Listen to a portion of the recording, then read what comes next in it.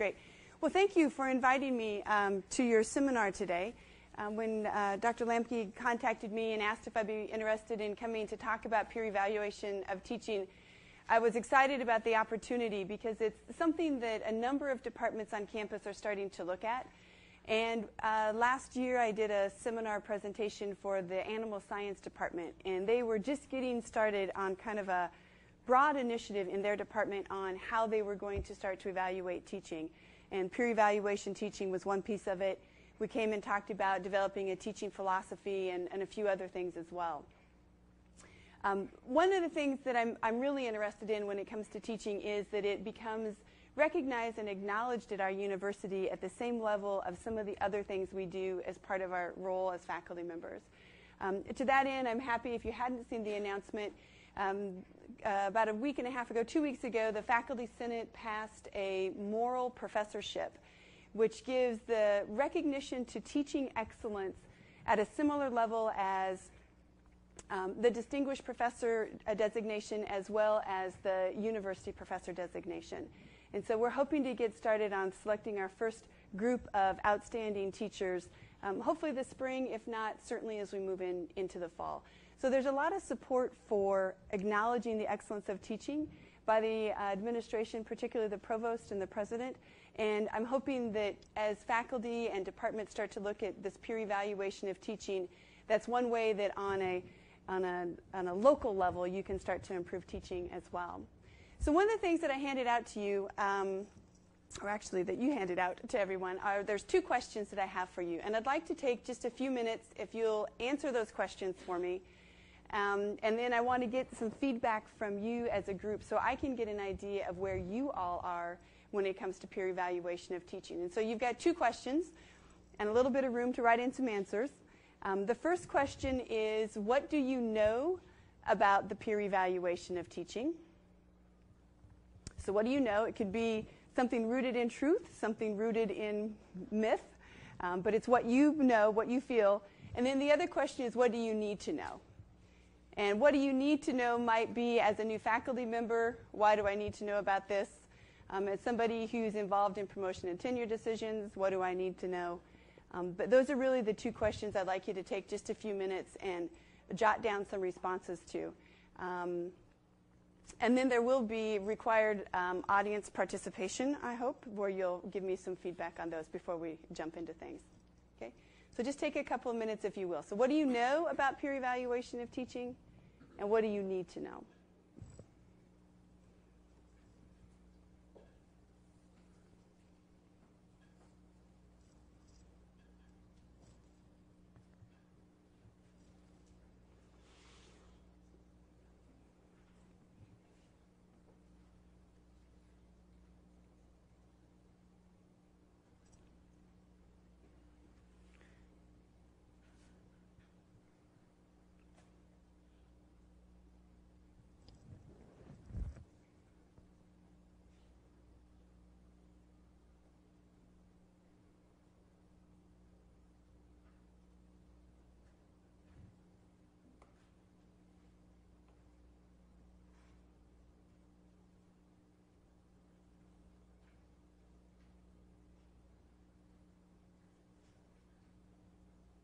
Okay, so just a short amount of time.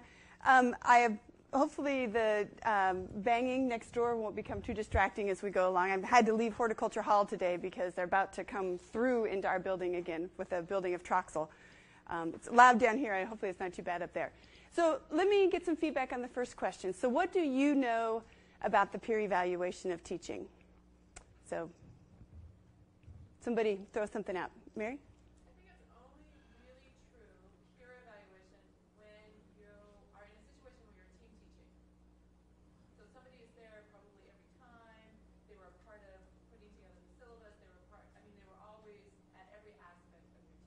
Okay, so it's a long-term relationship with this person as they're evaluating the teaching.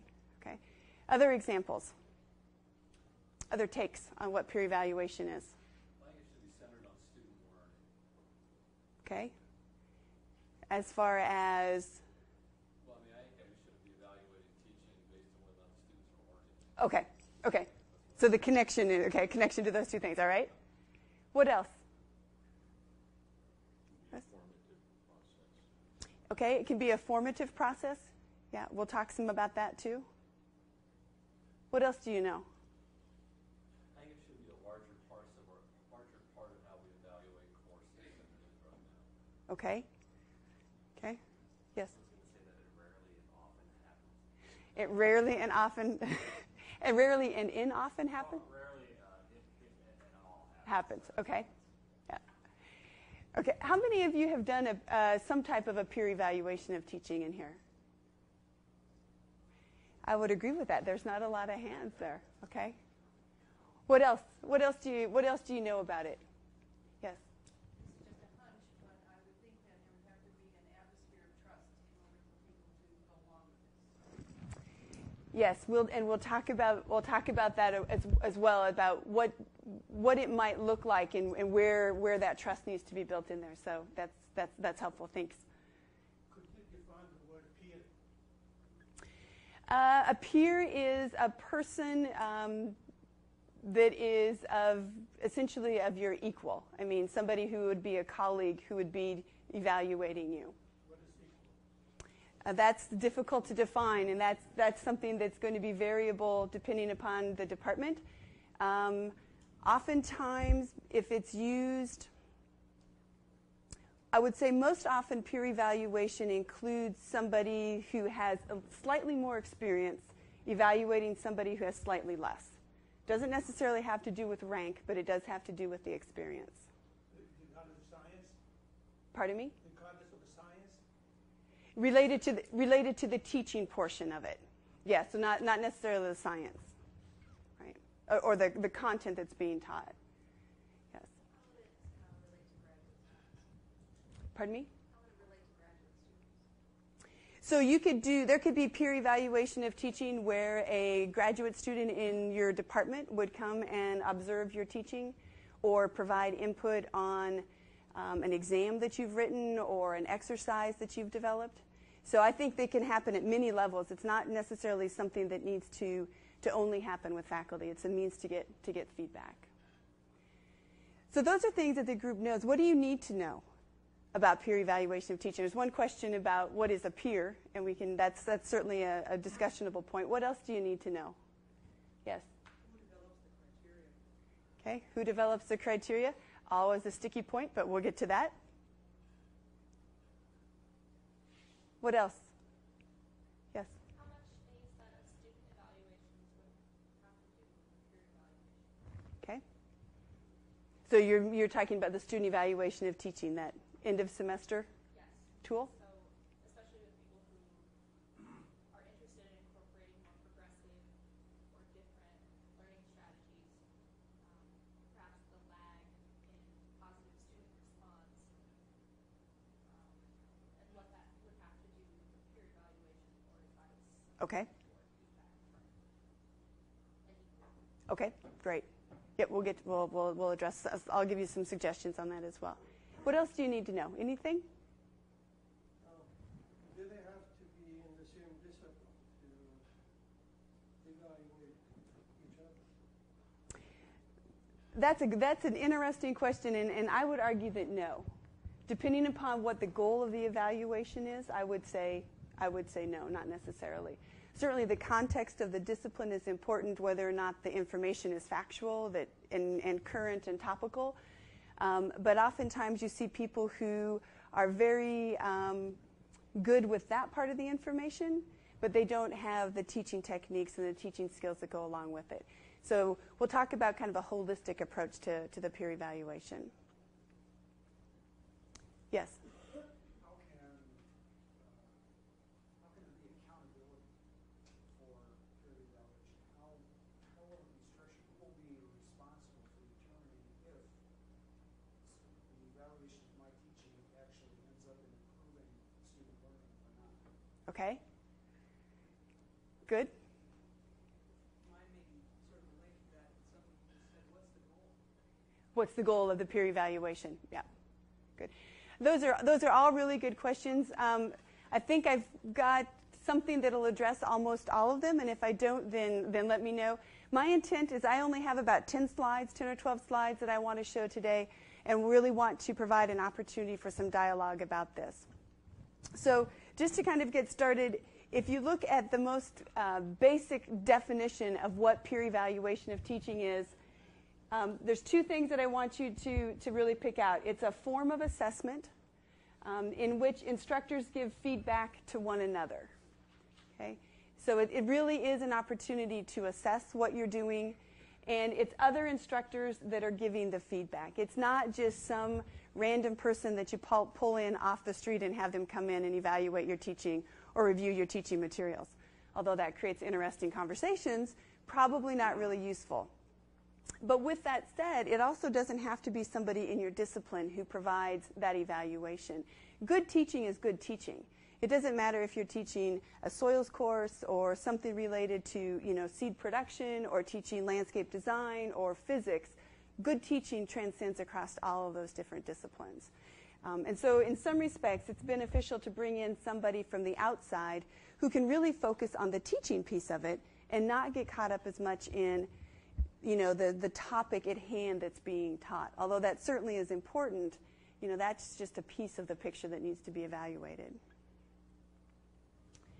So what does the peer evaluation of teaching include? I guess the one thing that I would like you to take away from the presentation today is it's not just somebody showing up in my classroom, observing me for 50 minutes, writing a one-page summary, giving it to my department chair, and then leaving. That's not what we're talking about here. It's much more holistic if the goal that you're looking for is trying to find a way to improve teaching. And so here's kind of a list of the things that it needs to include. Certainly classroom observation is important. You can do that in person. You can also do it during using videos.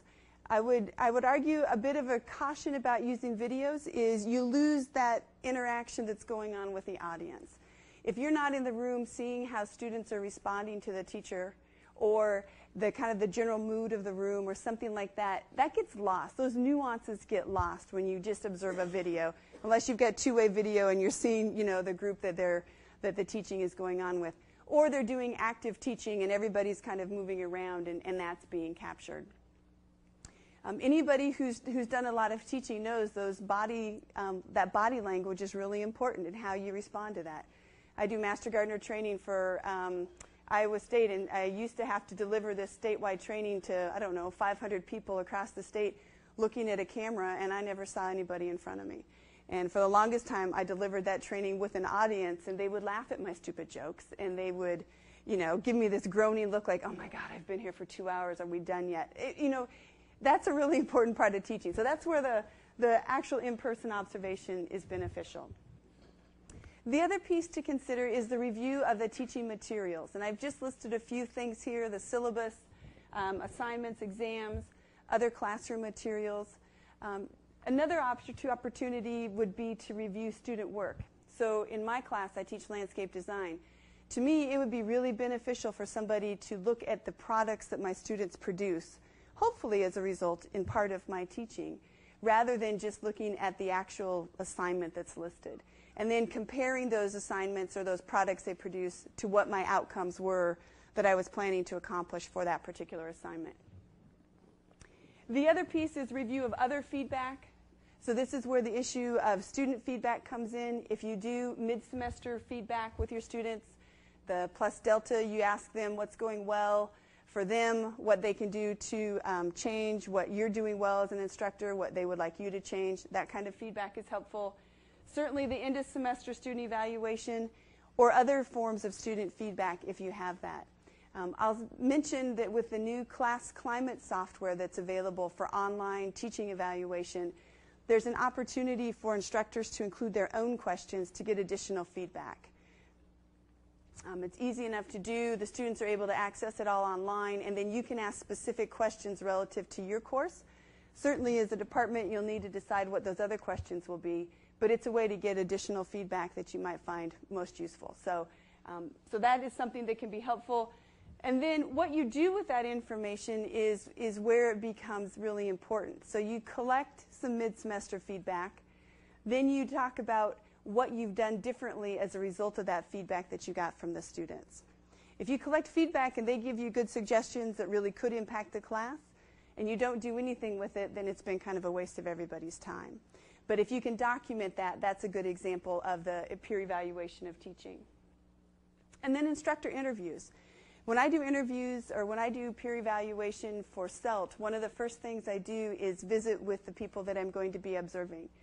I want to know a little bit about their class. I want to know where this class fits in the overall context of the course or of the curriculum.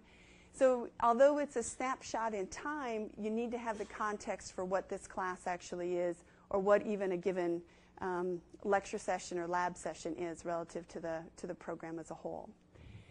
So those instructor interviews are important. So this is just a short list.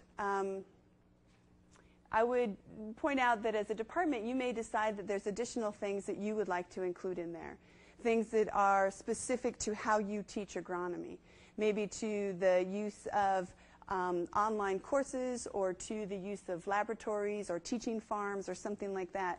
You know, those are certainly things that can be added. But this is kind of the skeleton list to start with. So if you're going to do it, obviously it's going to take some time. You need to figure out what the goals are of this peer evaluation. I think before you start anything, you need to kind of go into it knowing what you want to try to accomplish. And so there's kind of two different categories is how I've divided it.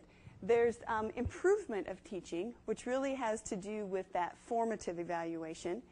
And then you've got evaluation of teaching, which is really more the summative. So it's you evaluate how effective a person is in the classroom. Then there's also two more categories. Is it collaborative? And then is it confidential or is it not confidential? And this is something that I'm not here to discuss, but it's something that you as a faculty will need to decide if you decide to go down this road. What do you want this to do and how do you want to use this information? So in the first case, the formative assessment, this is really beneficial for new faculty who are just getting started, for graduate students, for anybody who really hasn't had a lot of input on their teaching. So the instructor and the reviewer or group of reviewers determine what the agenda is. You know, what do you want to get from this review? Is it, I want you to look at how many distracting mannerisms I have, how many times I say whatever in a conversation, or maybe it's just, I want you to look at my assignments. Do they make sense? You know, sometimes you get too close to your work and you think it makes sense and somebody else looks at it and they're like, I have no idea what you're trying to say. So figure out what your agenda is. And then that feedback goes just back to the instructor. You can have a very frank, and hopefully you've got a trusting relationship, so you can have a very frank discussion with them. What's working, what's not. All of those types of issues are all held in confidence, and they just go to the instructor. What the instructor does with them is up to them. When we do evaluation for CELT, that's the type of evaluation we do. We're not here to go into somebody's classroom because an administrative person wants, some feedback. We're here to help teachers improve their teaching. On the other hand, it may be helpful to have the evaluation side of things, which is the summative evaluation that might go on. And in this case, again, it's collaborative that you need to have a reviewer come in and do the review, decide what that agenda is going to be, what are they trying to look for. But the end result is a little bit different in that, I don't know about you, but the screen is shaking. That's nice. Every time it comes down. But in the end, it's shared with a wider audience. Okay, and it can be used for that 3-year review. It can be used for promotion and tenure. With the new post-tenure review guidelines that are in place, it can be used as a piece of that as well. What the most important piece is before that review begins, this needs to be decided. Okay? What is completely inappropriate is bait and switch. You don't want to have that type of thing going on, particularly when you go from what you think will be a confidential conversation to what becomes not confidential. So honoring that is a really important piece. And just setting that structure around it as a faculty or as a group of faculty can avoid those issues. But I do just want to make sure that you're kind of aware of that. So 4 easy steps. I hope you're laughing at that, because if it was easy, everybody would be doing it. But I have tried to break it into 4 places that you need to focus in order to implement some type of peer evaluation of teaching. The first, and probably one of the most important, is that it needs to be systematic and long-term. So it does need to be starting with new faculty and working with them as they progress through their career, or graduate students as they progress through their program. It needs to be systematic. You need to figure out what's going to be evaluated. Somebody mentioned that. What's the criteria for evaluation? And then there needs to be a program put in place to actually make it happen. Because if it's just a good idea that we should all do, it's just like all those other good ideas that we should do that get pushed and then they never get addressed. So it needs to become a priority. It needs to become, in some respects, a bit of a culture within the department in order to give it some value. Again, just as an example, within our college, animal science, that's one of the things that they've really started to do and are making some, I think, really positive steps towards this. So hopefully they can be a model for a number of departments on campus. So that's the first point, the systematic and long-term. The second is, I believe that it should include both pieces of formative evaluation and summative evaluation. So the formative evaluation is going to provide advice in order to help the teacher improve. So somebody comes in, observes me in my classroom, gives me some examples of things that went well, hopefully, and some things I can improve on. Share that with me. We have a good conversation. That person may come back and evaluate my class, the following semester when I teach it, and we can see if there was that improvement, if I was able to incorporate those ideas. It can happen through a number of different people. It can be the faculty member's mentor, if they're assigned a mentor in the department. This is also the place where CELT can come in. So a number of the folks that we have on our staff have a lot of experience with teaching. They've been recognized for their excellence in teaching, and I think can provide that impartial eye to what it is you're trying to do. I've had the opportunity to go into an ROTC classroom, a number of veterinary medicine classrooms, a history classroom, and a couple of others. I don't know the first thing about the type of procedure they were talking about in vet med, but it was pretty clear to me that this instructor had his students on the edge of their seat trying to figure out, okay, is this the instance where I call the consulting veterinarian down the road, or can I handle this issue on my own? And what do you do? And then really engaging. So those are the types of things that we can bring to it. That's also a benefit in that we don't get caught up in the content.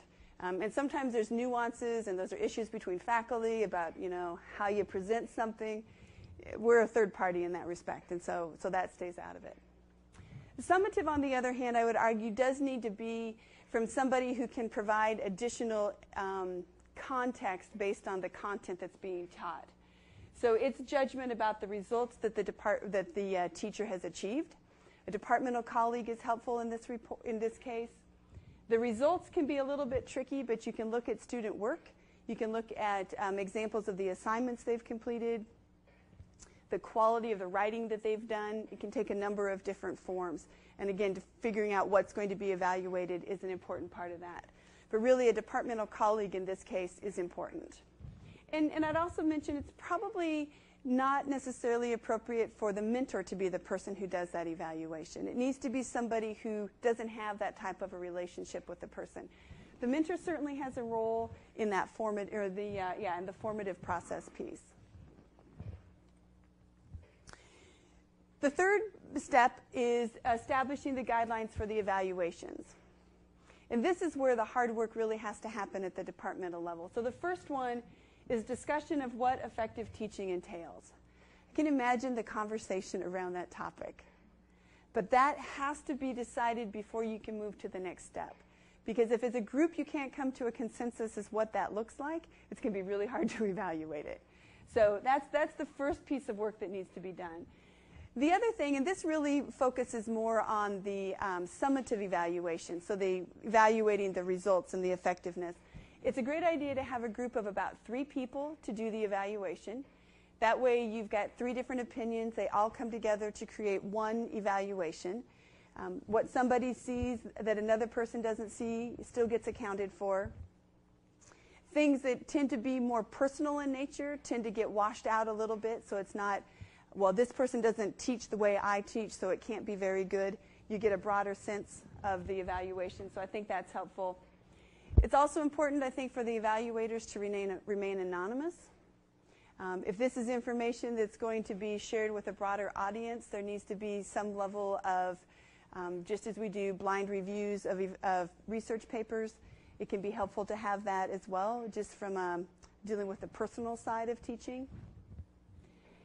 The other piece, along with deciding what the effective teaching entails, I would say the second most important thing on that list is that the evaluators need to receive formal training on how to do the evaluation. Because it needs to be what is good teaching. It's not necessarily what you think is good teaching, because those two things might not be the same. Okay? So it may be effective what you're doing, but there may be other things that need to be considered to really look at good teaching. And so that training tool is just as if you wouldn't turn a graduate student or a postdoc or a research assistant loose in your research lab without giving them some type of training on what it is you want them to do, how to use a piece of equipment, what a particular protocol is. Well, you can't really turn somebody loose and tell them how to, have them evaluate somebody's teaching unless they've got a little bit of training on that. We're asked to do a lot of things in our careers that we haven't necessarily had training on. And so I think providing that training is going to be most beneficial, not only for the evaluator, but probably most importantly for the person who's going to be evaluated. And then the last piece, after you've done all these other things, is develop this comprehensive evaluation rubric. And that evaluation rubric is going to vary depending upon the department. It's going to vary maybe even depending upon who it is that's being evaluated and where they are in their career. Most likely what the goals of the evaluation are going to be. So having some flexibility in that can be helpful as you try to reach a broader audience of people being evaluated. So the fourth step is to establish the guidelines for what will be evaluated. So after you figure out what will be evaluated, then generally that rubric gets created right as a result of that. So it may vary by course type. So you may evaluate 100-level courses differently than you do 200 or 300-level. The other piece that's important that I think shows up sometimes is whether a course is a required course or an elective course. That sometimes changes how students perceive it. The other thing that can be evaluated are the goals and intentions. So what is the person's teaching philosophy?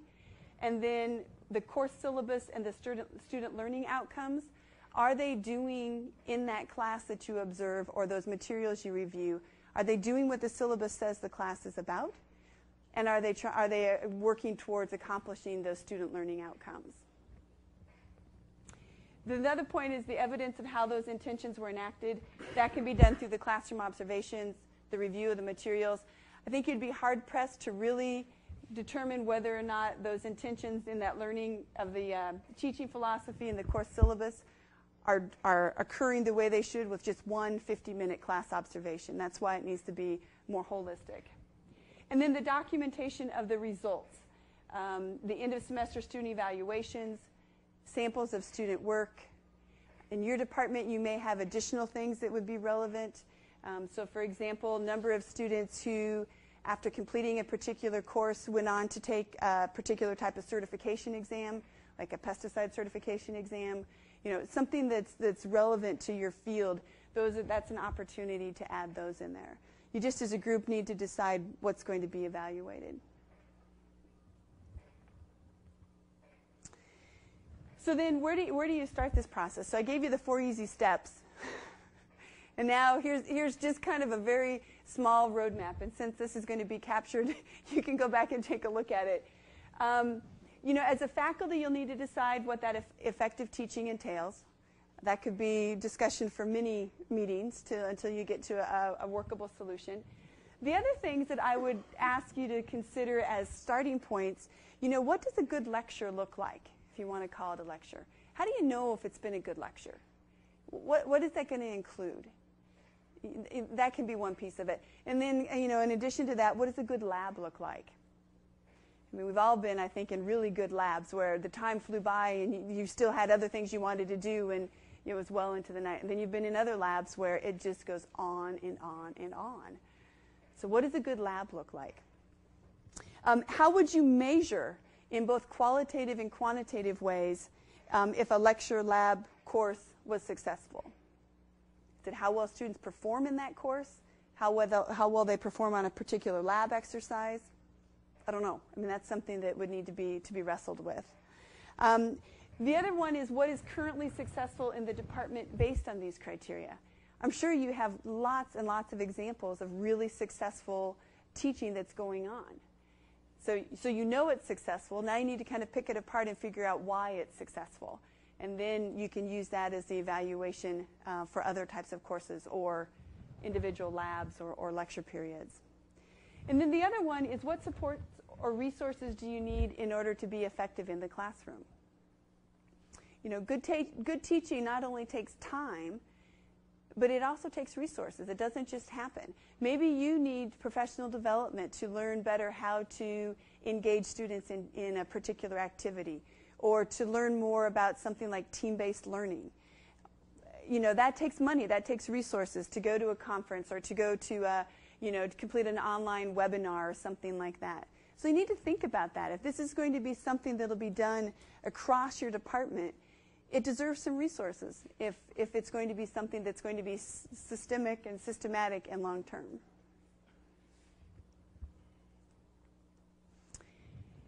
Just as kind of a starting point as far as what to collect, if you're not really sure where to start and you're just going to tip your toe into the water for peer evaluation of teaching, I would say that these are kind of the minimum types of things that you would want to collect.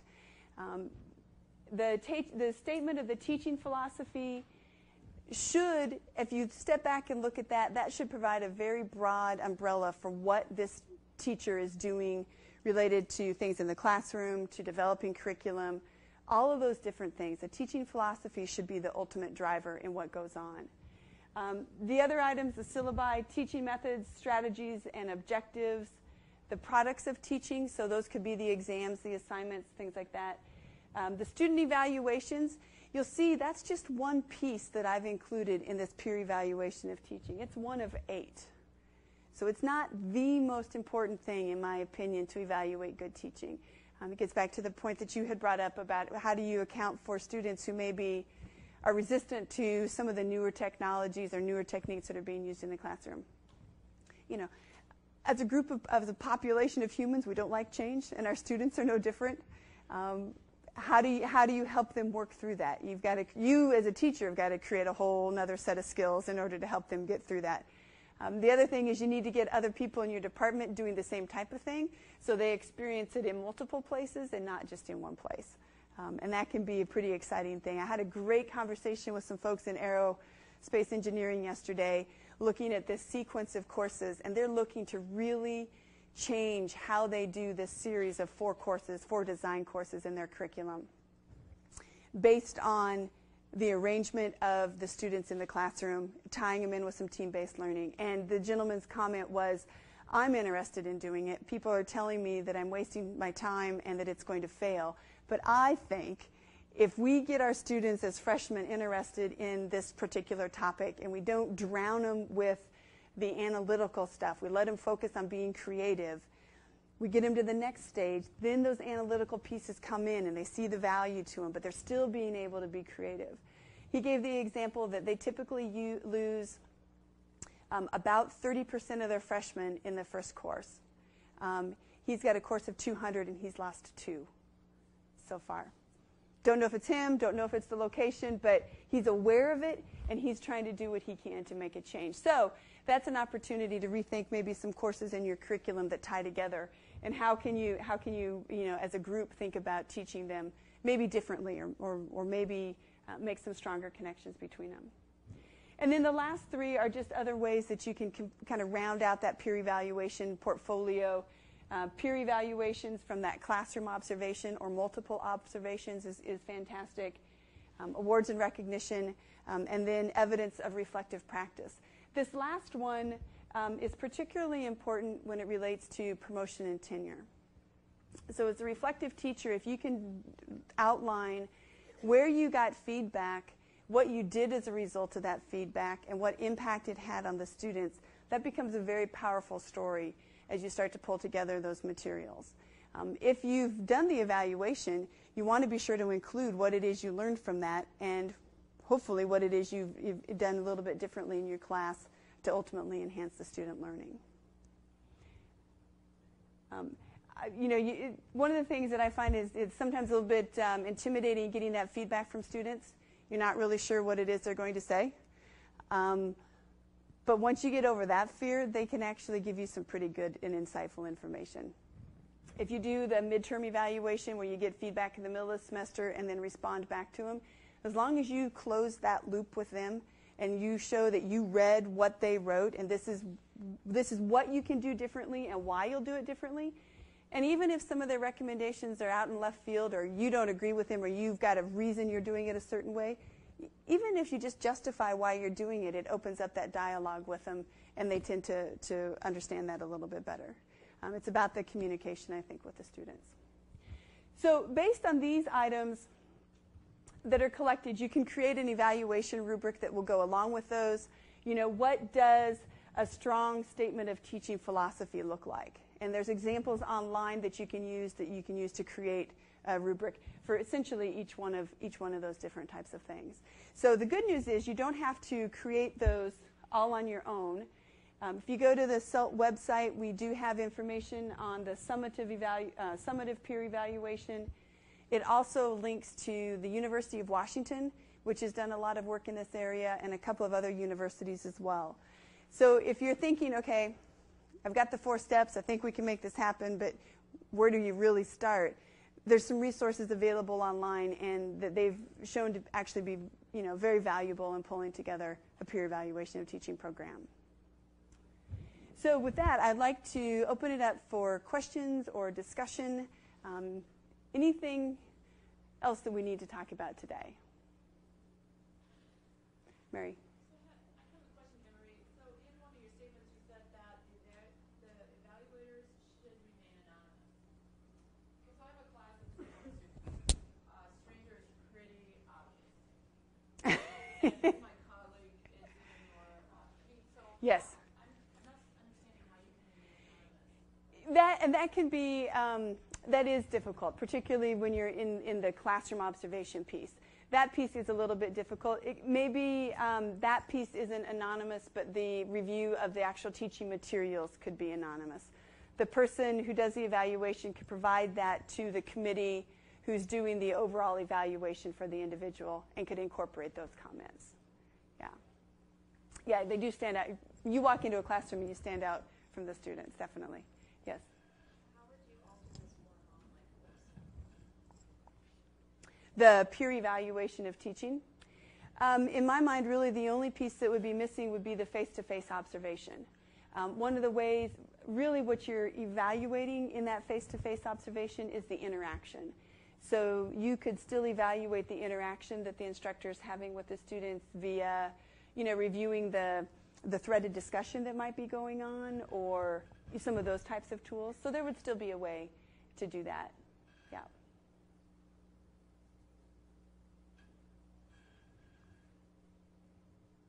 Other questions that I can answer? This is a crazy question. How many departments are doing this well? It's a good question. I don't know that I have the answer to how many departments are doing it well. I think there are some departments who are trying it and are trying to implement it in different ways. Animal science within our college, obviously, I've mentioned them. But I really I can't get a real good handle through CELT in particular as departments that are stand up, yep, this is the department that's doing it.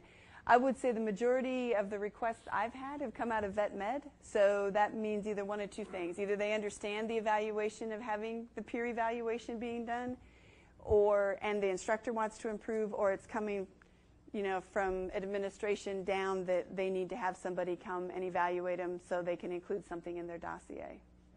And I don't have an answer to that. That's not part of the discussion I have with them. I'm just there to really evaluate what they're doing. Yes?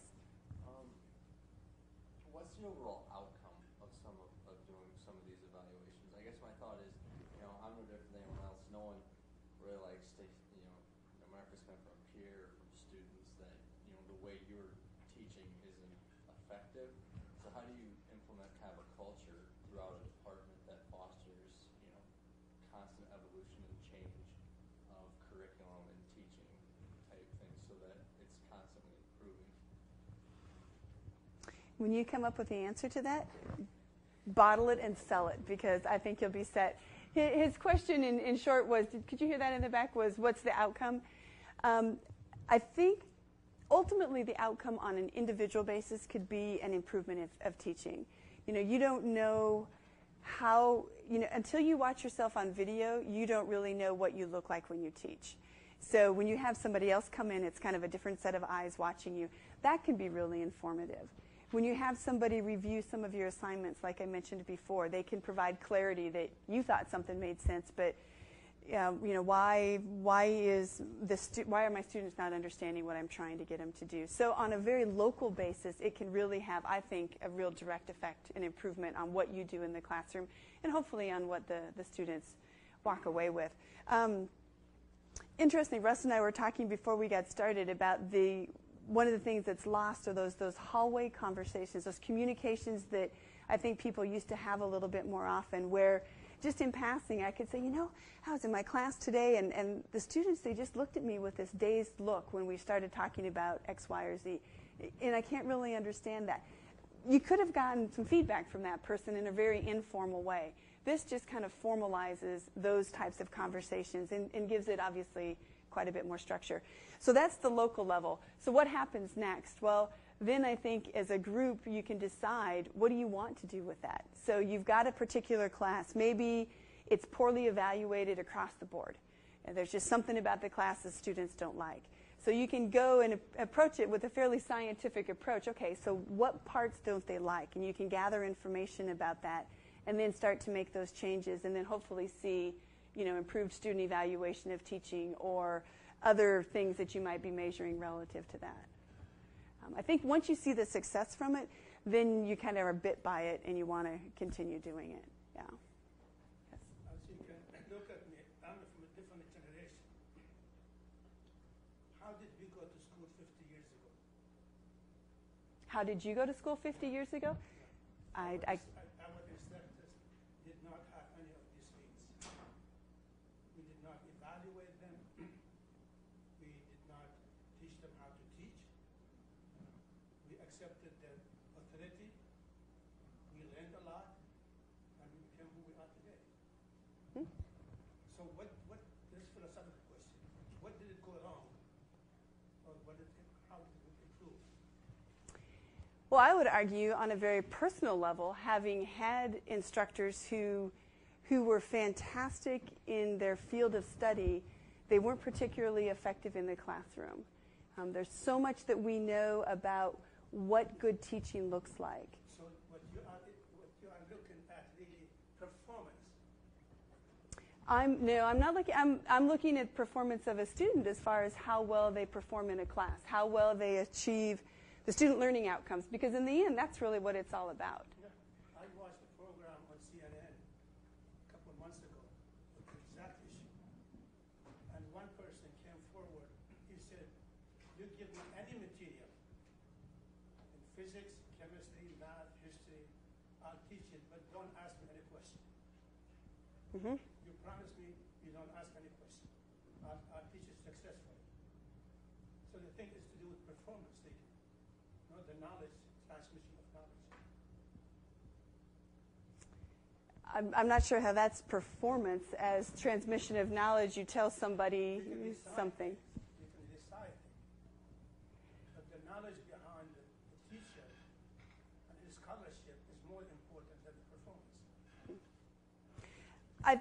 Teaching is a very personal thing. I think that there are many people who have different opinions about it. I think that one of the issues in academia is one of the reasons we are all successful is because we fit a pretty narrow mold of being able to listen to a lecture, keep facts in our brain, put them back out on an exam when it's an appropriate time. So that's a very narrow mold. I would argue that, you look around and 95% of the students in a classroom don't fit that mold. So in order to be an effective teacher, there's got to be a way to reach that 95%. That 5% who fit that mold, they're going to get it, they're going to be successful. But I think our broader goal is to look at those other 95 and how do we reach them. So. Initially, class size increased with time. That's a valid argument. 50 years ago, we did not have 200, 300 students. Right. Which then changes that entire dynamic. So then you really do have to come up with ways that I think do need to be different than maybe what was done, 50 years ago.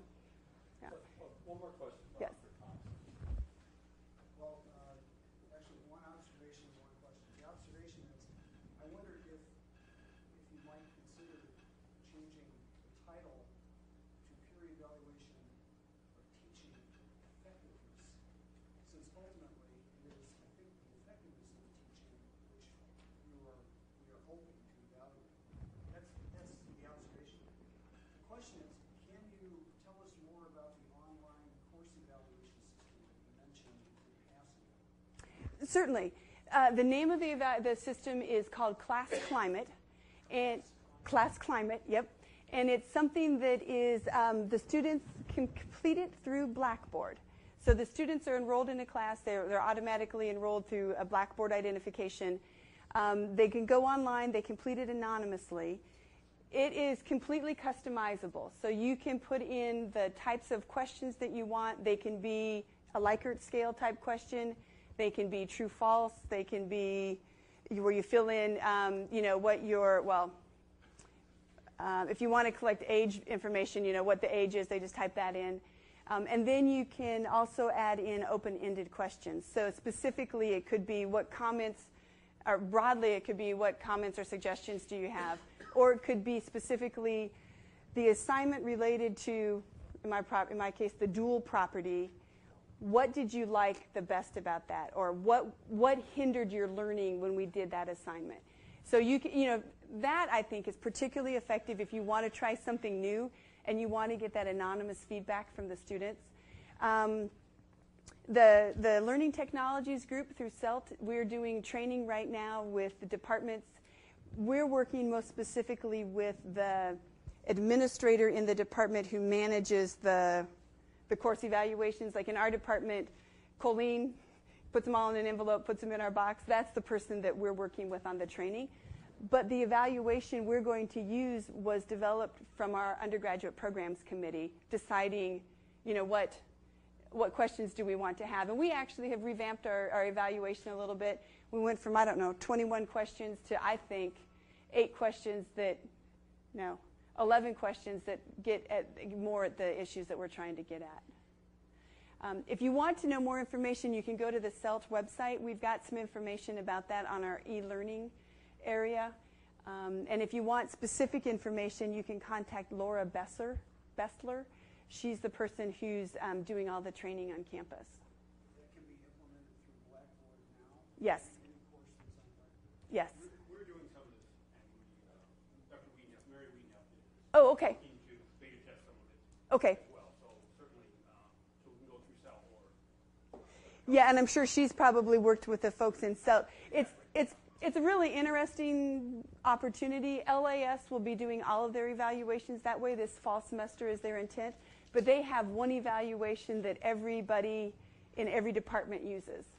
So they've worked with the associate deans to come up with what that's going to look like. So There are 2 required university questions. yes, instructor overall effectiveness and course effectiveness. So our goal is to be fully implemented by next fall in the College of Ag. College of Ag must be 100% converted to Class Climate. Yep. It's a weird name. I don't know why they call it that. But if you want to try it out, Dr. Thompson, we'd be happy to use you as a candidate. It's the first I've heard of it, so I'm Okay. Yeah, Oh, okay. I'll talk about it next factor here. That's my fault on that one. Okay. It's time to go, so let's thank Dr. Vanderzanden. A full list of agronomist podcasts are available at the Department of Agronomy website, www.agron.iastate.edu.